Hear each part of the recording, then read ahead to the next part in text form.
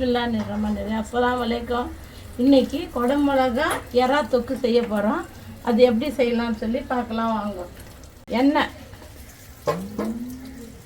ஒரு 50 ml ஊற்றிங்க. எண்ணெய் காஞ்சிட்டோடனே வெங்காயம் போட்டுருங்க. ஒரு பெரிய வெங்காயம் 2.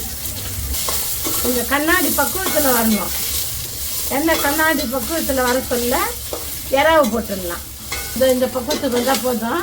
இப்போ நான் உரித்து உப்பு போட்டு கொஞ்சம் மிளகாத்தூள் போட்டு ஊற வச்சுக்கிறேன். அந்த எறாவை போடுறேன். அதே லேசாக நல்லா கிண்டிக்குங்க. இது கொஞ்சம் நல்ல வாசனை வர வரைக்கும் கிண்டிக்குங்க. அப்போ தான் அந்த எறா ஸ்மெல்லு போயிடும். அவங்களுக்கு கவுச்சி வாசனை வராது. எறாவும் வெங்காயமும் சேர்ந்த மாதிரி கொஞ்ச நேரம் வதங்கும். இப்போ இஞ்சி பூண்டு போட்டுங்க. ஸ்பூனில் 1 2 போட்டுட்டு அதையும் கொஞ்சம் நல்லா வதக்கிக்குங்க. இஞ்சி பூண்டு கொஞ்சம் வதங்கிடுச்சு. உங்களுக்கு அப்படி பிடிக்கிற மாதிரி இருந்தால் லைட்டாக தண்ணி தெளிச்சுங்க. இப்போ ஒரு தக்காளி, கொத்தமல்லி, புதினா, குடமிளகாய் அரிஞ்சு வச்சுக்கிறேன். அதையும் போட்டுடுங்க.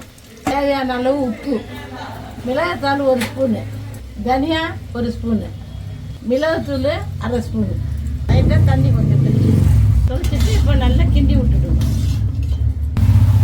லைட்டாக எல்லாத்தையும் கழிச்சுட்டு கொஞ்சம் தண்ணி ஊற்றிடுங்க. அவ்வளோதான். இப்போ ரெடி ஆகிடுச்சுன்னு பார்க்கலாம். கரெக்டாக ஆகிடுச்சு. கரெக்டான பக்குவம்.